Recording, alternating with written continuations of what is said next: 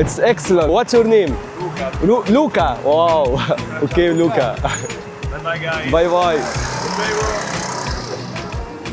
من اقوى محطات القطارات اللي انا شفتها في حياتي يا حبيب قلبي. خلي بالك انا الشارع ده قابلت يعني انت مثلا الثامن او التاسع مصري. الحاجات اللي لفتت نظري هنا الموظفين بتوع القطر ما شاء الله شيك جدا وشكلهم عسل جدا. لا ويا جماعه متعه في ايه بقى؟ ان في طريق مخصوص للعجل واشارات للعجل.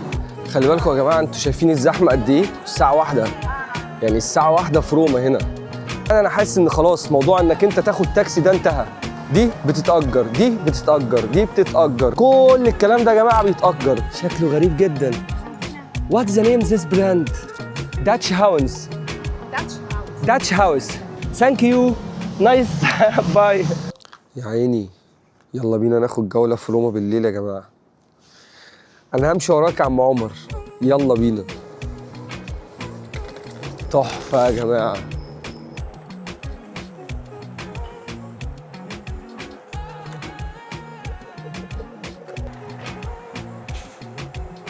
الإضاءات مع المباني تحفة.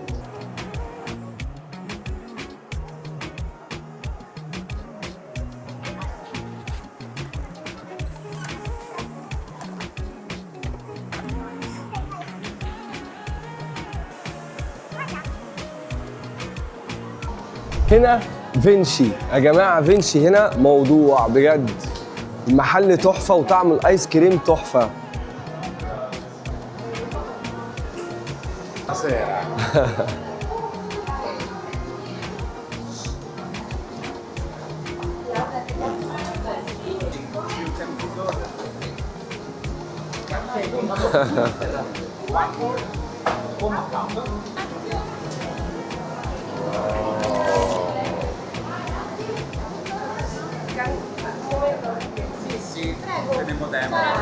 ¿Cuántos son? 3. ¿Qué gusti? ¿Cuáles te recomiendan? Thank you.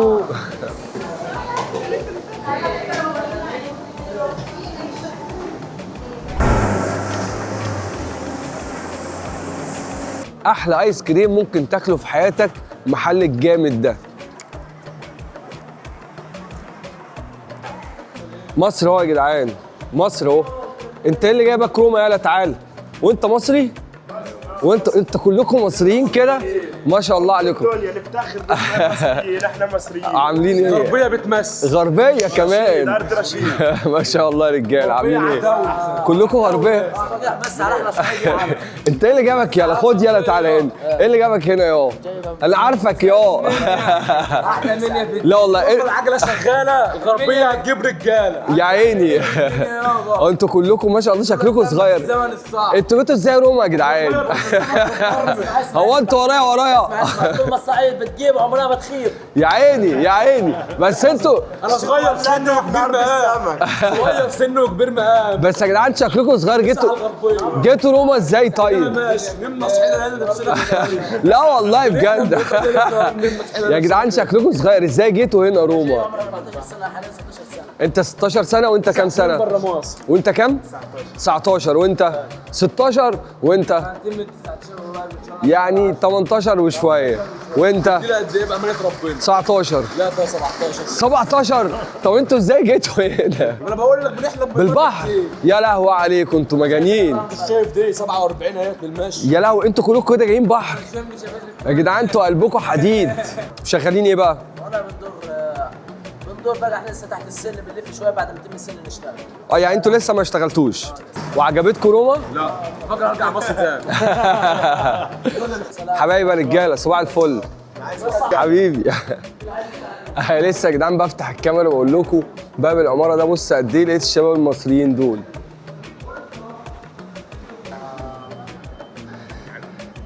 خلي بالكم يا جماعه انتوا شايفين الزحمه قد ايه؟ الساعه 1 يعني الساعه 1 في روما هنا. الساعه 1 في روما هنا. الساعه 1 في روما. انت مصري؟ شفت انا بعرف يا جماعه المصريين. ازيك يا ريس؟ عامل ايه؟ والله العظيم من اول ما شفتك عرفت انك مصري. عامل ايه؟ ايه الاخبار؟ ايه اللي جايبك روما؟ انت ورايا. يا باشا منورين والله. ايه اخبار روما؟ الحمد لله كله انت بالك قد ايه هنا؟ انا لسه من 20 اللي فاتت لغايه يعتبر 6 شهور مثلا. الحمد لله قد الدنيا يعني. الحمد لله. انت جيت ازاي بقى؟ جايين على طريق البحر. برضه بحر. انا كل ما اقابل حد ليه جاي عن طريق البحر. انتوا ايه يا جدعان؟ مكتوب علينا. ما شاء الله يا جدعان، ده في ناس كتير جايه عن طريق بس البحر. الحمد لله يعني ما احناش طالعين بحد، طالعين بدراع. الحمد لله. بس انا كل ما اقابل حد جاي عن طريق البحر، ده الموضوع شكله كتير. كتير ومن زمان الكلام ده. ما شاء الله. بس كويس انها عدت على خير. يا باشا نورت روما. اسمك ايه؟ ابو زياد يا صاحبي. ابو زياد. وانت اسمك ايه؟ ابو سليم. جاي برضه عن طريق البحر. يا لهوي يا جدعان. نورتوا يا جدعان. اجدع شباب. السلام عليكم. مع السلامه يا جدعان. والله العظيم اول ما بشوفه بعرف ان هو مصري. اقول له جاي منين؟ يقول لي جاي عن طريق البحر. السلام عليكم. انت ازاي؟ انت ايه يا عم؟ انتوا يا جدعان كتير كده ازاي؟ يعني كل ما اقابل حد شكله اسمر اقول له السلام عليكم، يقول لي عليكم السلام. انت جاي منين؟ جاي من البحر. انت برضه جاي عن طريق البحر؟ طب يا معلم الحمد لله. جاي عن طريق ايه بقى؟ انا بصور عادي. جاي عن طريق ايه؟ طيران. جاي عن طريق الطيران. بيبا. اسمك ايه؟ مارك. ازيك يا مارك؟ عامل ايه؟ بس ما شاء الله في مصريين كتير هنا جدا. حبيب قلبي. خلي بالك انا الشارع ده قابلت يعني انت مثلا الثامن او التاسع مصري، بس روما مليانه مصريين قوي كده. ما شاء الله. عموما اتشرفت بيك يا كبير. ايوه عامر حبيبي. باي. واو يا جماعه، انا مش فاهم فعلا ايطاليا فيها كميه مصريين في شارع واحد شفت 7 أو 8. خلي بالكم يا جدعان روما شكلها ما بتنامش. الساعه 1 بالليل يعني في المجر يا جماعه، انا الساعه 8 9 بالليل ما بلاقيش حد اصلا. هنا الساعه 1. خلي بالك برضو كانت في مالطا. في مالطا يا باشا لحد الساعه 4 الفجر. الناس ما بتنامش في مالطا يا جدعان. عامله زي اسكندريه وعامله زي مصر.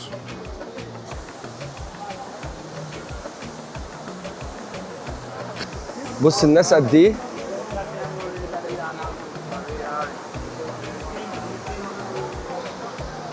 درجة الحرارة 24.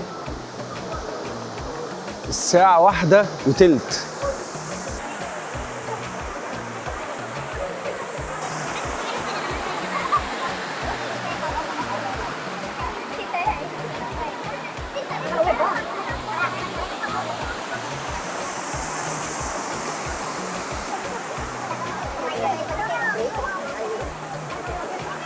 How are you bro?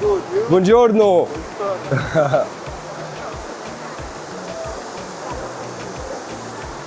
النافورة يا جماعة شكلها وهمي اساسا وعاملة صوت كده وتحفة بصراحة.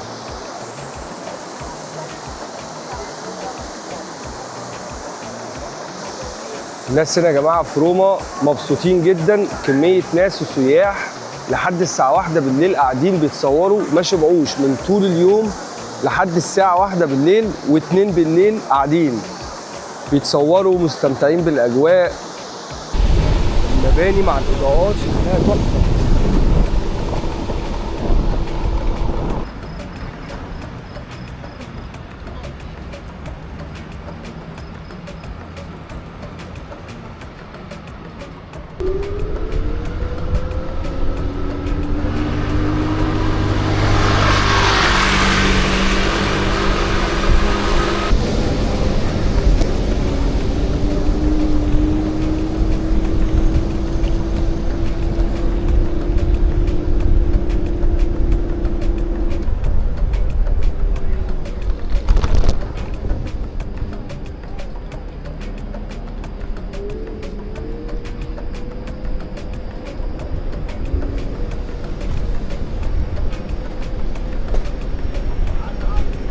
يلا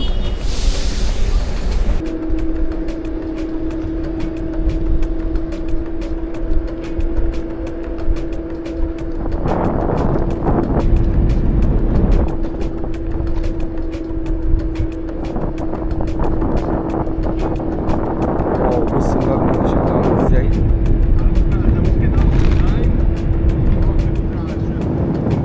على المحطة زي الفل. بصوا يا جماعة الميدان ده عامل ازاي تحفة.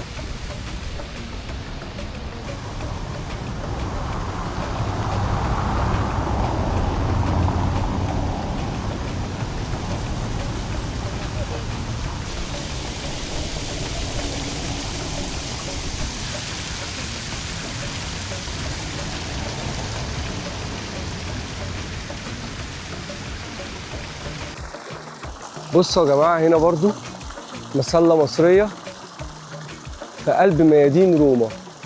كل ما تمشي في ميلان تلاقي المسلات المصريه.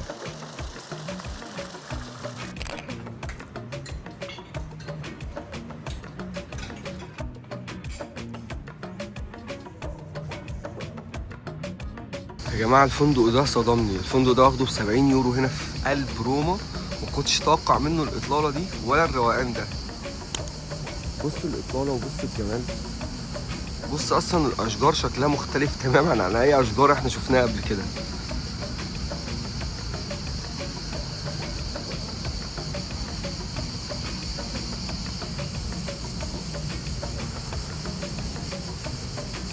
واو بجد.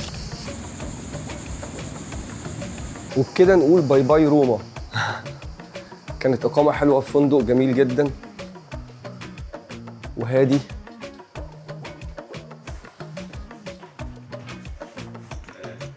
ثانك يو.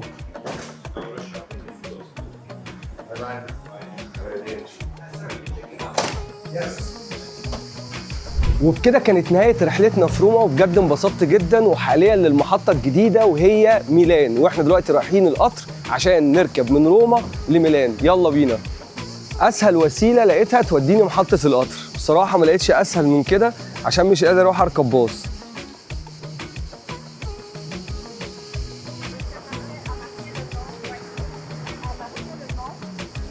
درجة الحرارة يا جماعة في روما دلوقتي 32. حر طبعا جدا. خلينا بقى ايه نروح محطة القطر. يا عيني عليك يا عم عمر يا رايق. واحنا واقفين الجو حر. اول ما بتمشي هوا وطراوة جدا. يا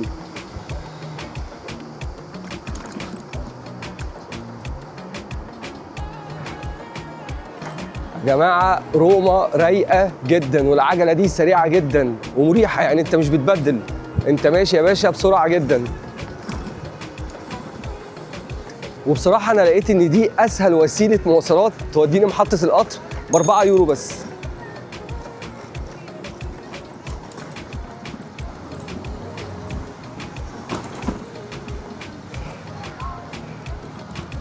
Buongiorno.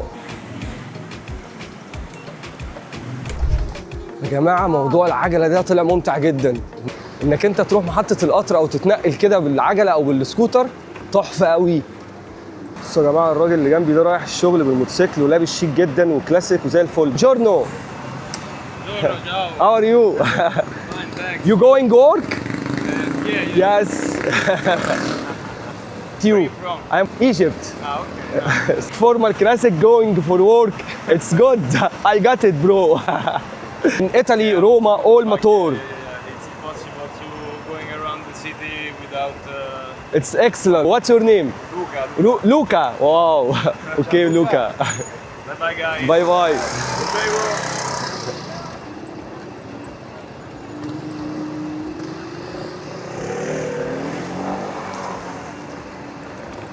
جميل جدا. رايح الشغل ولابس كلاسيك مع موتور رايق. والله انا شايف انك انت تروح محطة القطر ومعاك الشنطة كده هي في حد ذاتها مغامرة. واو.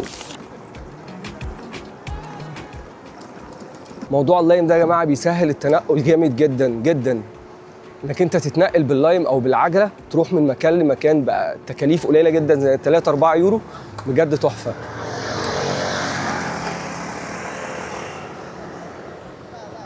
لا وبص كمية موتوسيكلات. كل الناس هنا بتركب موتوسيكلات كتير جدا.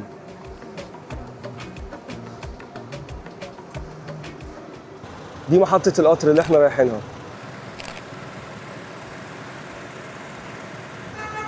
وبكده وصلنا محطة القطر بكل سهولة، وهنركن اللايم هنا في الشارع عادي جدا. الجامد هنا في روما انك انت في لايم في كل مكان وبتقدر تركن في اي حته، مش محدد لك مكان معين تركن فيه زي بقيه البلاد يعني. لا روما جامده جدا في موضوع انك تركن في اي حته. ده حتى بص الناس راكنه اللايم فين؟ في اي مكان بيركنوا اللايم. تاخد اللايم من اي مكان وتحطه في اي مكان. في المجر لا طبعا، في المجر كان لازم مكان معين تركن فيه اللايم. ممكن يبقى بعيد عن المحطه مثلا 5 دقايق 10 دقايق مشي. وكده احنا وصلنا لمحطة القطر، وهي اصلا تعتبر محطة كبيرة جدا، هي محطة قطر ومحطة مترو في نفس الوقت.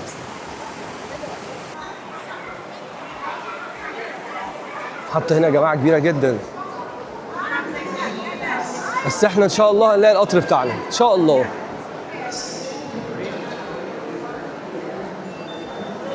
ميلان ميلان ميلان.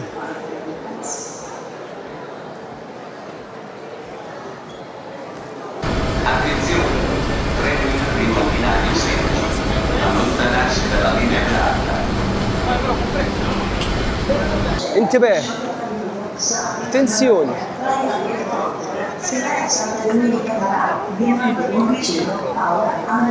La Merce Termio Centrale di Servizio Rosario, Gioia Tauro, Villa San Giovanni. القطر هيقطع ايطاليا من جنوبها لشمالها 3 ساعات من المناظر ولا اروع. وانا في اي محطه دايما بحس ان انا داخل على مرحله جديده او خطوه جديده او مغامره جديده، بجد تحفه جدا. غير كده ان انت طول ما انت شايف الناس في المحطات بتتنقل من مكان لمكان، بقول سبحان الله كل واحد عنده حكايات وعنده روايات وعنده مواضيع، واللي بيجري واللي رايح هنا واللي رايح هنا، حاجات ما بتخلصش والناس ما بتخلصش والمواضيع بجد ما بتخلصش. الحاجات اللي لفتت نظري هنا الموظفين بتوع القطر ما شاء الله شيك جدا وشكلهم عسل جدا بجد. وبص بيضحكوا ازاي بجد يا جماعه، ناس بشوشه جدا. المحطه مرتبه جدا، كل حاجه هنا بنظام، في امن شديد جدا، كل الناس هنا ملتزمه جدا وكل واحد عارف هو رايح فين ومتجه لايه، وكل حاجه طبعا مكتوبه في الشاشات. القطر رقم 9940. اكتر حاجه سمعتها هنا في المحطه اتنسيون، يعني انتباه، وبعد كده كلام ايطالي كتير جدا. واخيرا القطر وصل، بس مش مكتوب ميلان، مكتوب نابولي ومكتوب تورينو. دي حاجه غريبه شويه، بس هو مادام مكتوب نابولي وتورينو يبقى هو اكيد رايح ميلان.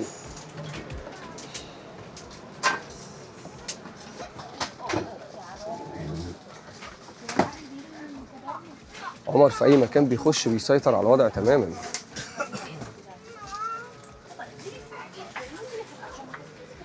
رقم 11 و12 أمن على الكرسي وكله تمام.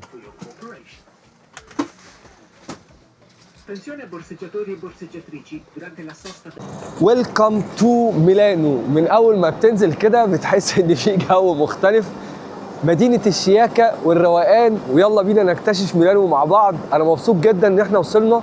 عدد ساعات عدى هوا، القطر كان ماشي 300، أنا حسيت إن إحنا وصلنا في 2.5 ساعات مش في 3 ساعات. بجد كانت رحله سهله جدا، ووصلنا ميلانو ويلا بينا نكتشفها. ودايما زي ما متعودين نشوف اسهل وسيله مواصلات، يلا بينا. هو عموما يا جماعه اللي انا ملاحظه ان ايطاليا كلها زحمه، ميلان بقى، روما، اي مدينه بتنزل فيها زحمه جدا، بس تخلي بالك دايما بقى يا معلم من الزحمه دي. على قد ما هي بتديك اجواء، على قد ما هي خطر جدا، اي حد ياخد منك الموبايل كده كده كده. خلي بالك جدا من اي مكان فيه زحمه، خصوصا في اوروبا عموما. يعني ميلان غير روما خالص، يعني بص محطه القطر عامله ازاي، مختلفه تماما عن روما. مع ان يا جماعه روما العاصمه، بس المحطه هنا شكلها مرتب اكتر، يعني حاسس انها مرتبه اكتر او منظمه اكتر من روما. روما كبيره جدا، حاسس انها قديمه قوي روما بصراحه، طبعا عشان العاصمه وعشان قديمه جدا روما عموما. بس هنا هنشوف، هنكتشف مع بعض. انا اول مره اجي ميلان وهنكتشف، ودي اول حاجه بالنسبه لنا بنكتشفها، محطه القطار. طبعا محطه القطار من روما لميلان المفروض ان هي 3 ساعات، 3 ساعات ونص. بجد والله يا جماعه انا وصلت في 2.5 ساعات او اقل من 3 ساعات. القطر كان ماشي سريع جدا 300 بدون توقف، فتحفه يعني. عموما المفروض ان ديت بوابات الدخول، وانا المفروض دلوقتي هدور على بوابات الخروج. ما شفتش عدد بشر كده في اي مكان او في اي محطه قطر. وطبعا انا وعمر ضعنا من بعض اكيد. بص كميه الناس قد ايه، بجد زحمه جدا يعني زحمه زحمه زحمه. حاسس انها محطه رمسيس على ابوه، ايه ده كميه ناس، واو، ناس كتير جدا. ميلان تحس انها انضف شويه بسبب انها مغطاه كده. انا مبسوط ان انا اخيرا وصلت ميلان، وكنت متحمس جدا ان انا اوصل ميلان، واخيرا وصلت ميلان. البلد دي جميله جدا يا جماعه، من زمان وانا بسمع عن ميلان وجمال ميلان وساحه دومو والروقان. خلينا بقى نكتشفها مع بعض. وانا حاليا في رحله البحث عن عمر، كان لسه جنبي. انا متاكد يا باشا ان احنا هنتوه من بعض. ده ايه ده يا عم؟ وانت اللي فرحان لي بالمجر؟ طلعت بره؟ طلعت منين يا معلم؟ ايوه شفت في مخرج اهو. بس يا عمر انت فرحان بالمجر؟ ما عندكمش محطة قطر عدلة زي هنا يا معلم. والله ما فرحان لي غير في ساحة الأبطال، وبلد بقالها 1000 سنة عمالين تحتفلوا لي في ال1000 سنة. اهو شفتك.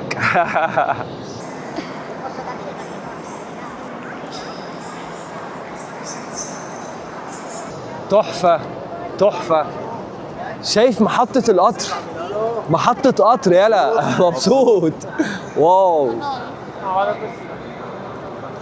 يا جماعة بجد، من أقوى محطات القطارات اللي أنا شفتها في حياتي يعني بجد والله. ما شفتش محطة قطر ضخمة كده. بص الباب أصلا الدخول قد إيه؟ باب كبير جدا. بص قد إيه الباب، البوزات اللي موجودة. واو بص النجفة، ولا أكنك داخل متحف مش محطة قطر دي يا جماعة بجد. اتنسيون. يلا بقى يا معلم هنخرج منين؟ من هون ولا من هون؟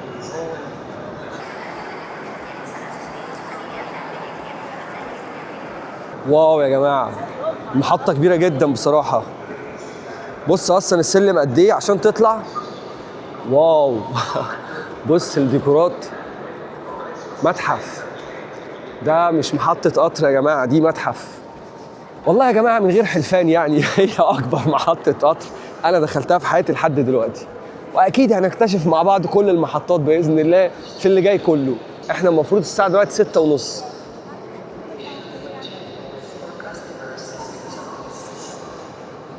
يعني أنا لسه كنت بقول لعمر إحنا عايزين بقى نشوف ليمو وناخد سكوتر للفندق. فكك بقى من موضوع التاكسيات ده وموضوع الباصات. فقال لي خلينا نشوف ليمو ونحط الشنطه. الميزه ان انت معاك شنطه صغيره تركب السكوتر وتطلع. على فكره عجبتني جدا جدا جدا، وسعرها يعتبر ارخص بكتير جدا من التكاسي، وفي نفس الوقت وانت سايق بتكون مستمتع يا باشا. بص انت اصلا من اول ما خرجت ليمو على طول. خلاص يا جماعه انا اصلا اعتمدت موضوع العجل الليمو هنا، سريع جدا وفي نفس الوقت رخيص جدا. يعني انت لو خدت العجله للفندق 4 يورو 6 يورو، هنشوف مع بعض ارخص بكتير جدا من التكاسي. والله يا جماعه تاريخيه فعلا. شايف الحصان اللي فوق قد ايه؟ محطه قطر، بس احنا لسه ما شفناش اي حاجه غير محطه القطر. انا حاسس ان خلاص موضوع انك انت تاخد تاكسي ده انتهى. يعني دي بتتأجر، دي بتتأجر، دي بتتأجر، دي بتتأجر، كل الكلام ده يا جماعه بيتأجر. تقدر تاخد، وكل واحد ليه ابلكيشن. ده ليه ابلكيشن، وده ليه ابلكيشن، وده ليه ابلكيشن، وليمو ليه ابلكيشن، وريدي موفي برضو ابلكيشن. كل الحاجات دي يا جماعه ابلكيشن، وتقدر تاخدها ب 3 4 يورو 5 يورو وتعيش حياتك نص ساعه اقل حاجه. يلا بينا. بجد يا جماعه الدنيا سهله قوي في موضوع الليمو دوت. تنزل من محطه القطر تاخد الليمو، تحط شنطتك اللذيذه وبس كده، وتروح يا باشا الفندق في 12 دقيقه باقل التكليف. واصلا انا المره اللي فاتت حطيت 8 يورو وصلتني المحطه بتاعت روما، والمفروض لما جيت احطها دلوقتي اداني حوالي 17 دقيقه اقدر استخدمه مجانا، وبعدين اداني 10 دقائق مجانا. فلو انا بقى معايا 26 دقيقه انا مش عارف جولي منين. الموضوع سهل جدا والابلكيشن عملته بكل سهوله يعني. واو يا جماعه ميلان قد ايه جميله وقد ايه سهله جدا بموضوع العجل ده. تقدر تتمشى وتروح كل مكان باقل التكاليف يا معلم. انت لو خدت تاكسي هتاخده بكام؟ يعني انا عشان اخد تاكسي دلوقتي واروح الفندق والله العظيم مش اقل من 25 يورو. انا اصلا كده انا هروح مجانا. اصلا انا كنت حاطط 8 يورو وانا في روما، فانا كده اصلا هروح ببلاش اساسا. بس طبعا متوقف لو معاك شنط او معاكش شنط. لتر البنزين هنا يا جماعه يورو 670 سنت، يعتبر ب 2 دولار.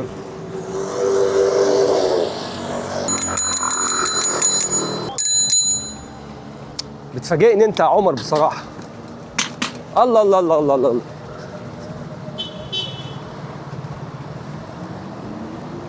لا ويا جماعه متعه في ايه بقى؟ ان في طريق مخصوص للعجل واشارات للعجل، يعني راحه ما بعدها راحه. يا سلام والله يا جماعه، لو في طريق للعجل كده في مصر والله العظيم اشتري عجله كهرباء زي دي واروح بيها اي مكان. تحفه طبعا. الله الله الله الله الله الله الله الله. بونجورنو. عسلية. بص. بونجورنو. السلام عليكم. الله يخليك حبيب قلبي. اتفضل. يا نهار ابيض، انا عمري ما كنت اتوقع كميه المصريين بجد. انا ما فيش بلد رحتها شفت كميه المصريين دي كتير قوي. كان عايز اقول لك حاجه بقى، والله بتكلم بجد من قلبي، يعني من كتر المصريين اللي هنا انا مطمن جدا. يعني اول ما نزلت اساسا والله العظيم، اول ما نزلت المحطه بتاعت القطر لقيت واحد اسمر جاي حشيش حشيش. قلت له نو برو نو. والله العظيم قلت عايز اقول له امشي يا عم انت ايه، يقول لي حشيش حشيش. قلت له نو برو. واو بص الوحش ده. بونجورنو.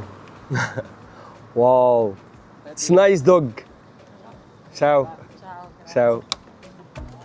ده شكله غريب قوي. طب حد عارف نوع ده ايه يا جماعه؟ ايه نوع الكلب ده؟ بونجورنو. شكله غريب جدا. What's the name of this brand? Dutch Hounds. اسمه Dutch Hounds. Dutch house. Dutch House. Dutch House. Thank you. Nice. باي. عمر يا باشا سابني وانا بتفرج على الكلاب وخلع. واو يا جدعان، كلاب شكلها غريب جدا. انا اول مره اشوف بصراحه، يعني اول مره اشوف الكلب الكبير ده. تحس ان هو كلب ولف على بلجيكي على حاجه غريبه جدا. دخلنا من اختصار، والاختصار ده عباره عن بارك. انا دخلت هنا لقيت نفسي في بارك فيها العاب اطفال كتير جدا. بتزمر بقى ما بتزمرش مفيش. بونجورنو. جورنو. ده بقى يا جدعان الكلب اللي هو بيطلع مع توم جيري. واو. هاو ار يو؟ بونجورنو. لا لا لا، كلاب ايطاليا غير يا عمر. ايه ده؟ الكلاب هنا شكلها غريب قوي في ايطاليا يا جماعه. كلب شكله مختلف تماما. بونجورنو. حس ان الكلب شبه صاحبه، حاجه غريبه. والله اول مره اشوف انواع الكلاب الغريبه جدا دي. نوعه غريب قوي ولا ايه ده؟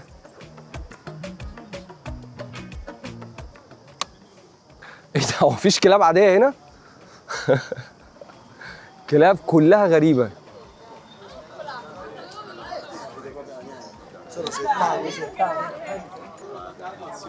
ناس هنا شكلها رايقه جدا. عمر مدخلنا في اختصارات غريبه. واو يا جماعه بص البطه مع ولادها.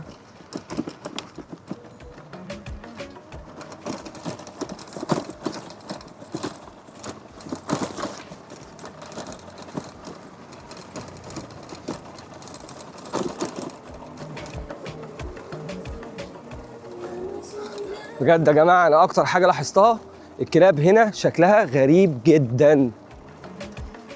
يعني حرفيا انا شفت كلاب في اوروبا كتير جدا، بس ما شفتش اشكال الكلاب اللي هنا بصراحه. سبحان الله، يعني جايبين الانواع دي منين طيب؟ المهم فقلت له ايام ايجيبشن. اول ما قلت له ايام ايجيبشن جري. عارف يا باشا ان المصريين هنا كتير لو في حاجه قعدت تقول يا جدعان حقوني هيخاف. رسومات الحيطه هنا شكلها غريب جدا. عمر انت ممشينا منين يا عمر؟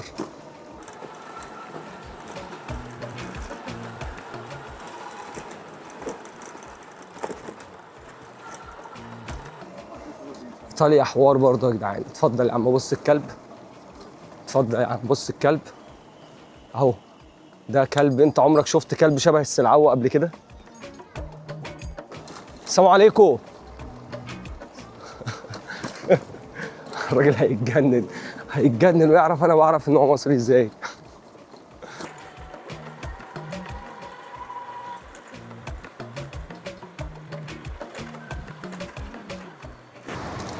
ميلان هوا يا صاحبي.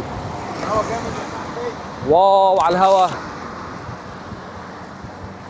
خلي بالك لما بتمشي كده وسط الناس اللي عايشه هنا بتحس بجو المدينه قوي وبتحس بجو البلد قوي اكتر من الاماكن السياحيه. يعني الاماكن السياحيه لما بتيجي تروحها ما بتحسش انك انت دخلت جوه اعماق البلد او انك انت دخلت جوه البلد. انت لما بتخش بقى في الشوارع العاديه زي ديت تشوف الناس اللي راجع من الشغل اللي رايح مش عارف فين اللي جاي منين، بتحس فعلا ان انت جيت ايطاليا بجد، فاهم؟ غير خالص. عمر ملتزم جدا انت في الاشارات. ايه عسل. انا حاسس ان احنا جايين احياء شعبيه جدا بجد يا جماعه. مفيش احلى من انك انت تأجر عجله كده وتمشي بقى في ميلان. والميزه كمان ان هو مديك طريق يا باشا تمشي عليه مرسوم عجل عجل عجل وماشي يا باشا، تقدر تروح من مكان لمكان 20 دقيقه نص ساعه براحتك يا باشا. خلي بالك العجله اللي احنا راكبينها دي يا جماعه هي اصلا عجله كهرباء، انت بس يا دوب بتحرك رجلك على البدال وهي بتطير. بص البيوت عامله ازاي. الحمد لله على السلامه يا عمر. حاضر يا عم. بص تم خصم كام؟ 3 يورو. يعني كل المشوار ده يا جماعه ب 3 يورو. تحفه. وركناهم وزي الفل. طبعا انا مش فاهم، هو المفروض كاتب لك الريسبشن، تدوس هنا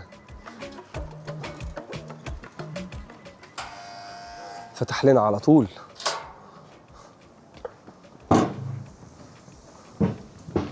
نظام الفنادق هنا غريب بس ما شاء الله فندق كبير.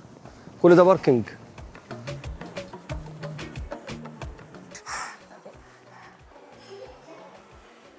ما شاء الله ميلان مليانه عرب، مليانه عرب اكتر من روما على فكره. المفروض ان احنا هنطلع الشنط وننزل على طول. بص سكوترات ولايم قد ايه كتير جدا. بص في الاريا بس اللي حواليا قد ايه. يلا بينا يا اصدقائي. انا تعبت يا اصدقائي من الفنادق ومن التشيك ان والتشيك اوت. بجد الموضوع صعب جدا بصراحه.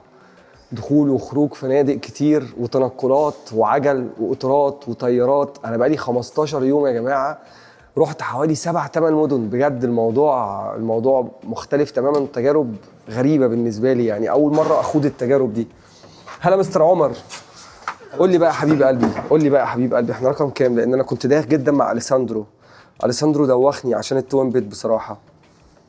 3 ان شاء الله. ان شاء الله. فيا جماعه بجد والله ان الواحد عمر طبعا هلك معايا، انا هلكته. الواحد يروح حوالي 7-8 مدن في 12-13 يوم 14 يوم. حوار فيه لوحدهم 6 مدن بالعربيه و3 مدن بالطيارات او 4 مدن بالطيارات. الموضوع كبير. انا داخل على 11-12 مدينه ما كملتش 15 يوم. انا والله العظيم اول امبارح كنت بموت، جاي من مالطا بموت، تعبان جدا، صوتي رايح، مش قادر، تعبان، جسمي مكسر. بس الحمد لله وصلت روما. هوا روما فوقني. حلو الفندق يا عمر. على فكره يا جماعه الفندق ده يعتبر رخيص جدا جدا جدا. الليله ب 75 يورو من غير افطار. انك انت تبقى نازل في هيلتون ب 75 يورو حلو جدا. طبعا هو بعيد شويه عن السنتر بس انا مش فارق معايا. اللايم يا باشا بيوديك في اي حته باقل التكاليف. انت هتموت عمر بيحب جدا يبص لازم يديني المفتاح اعمل انا الدخول. عسل يا عمر. فين الغرفه رقم كام؟ هاي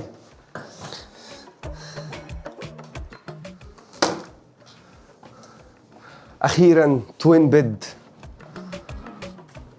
الحمد لله. وقال لي مديك اطلاله بس انا متاكد اليساندرو انا كنت قافش عليه بصراحه هنا. والله اطلاله عاديه جدا يعني.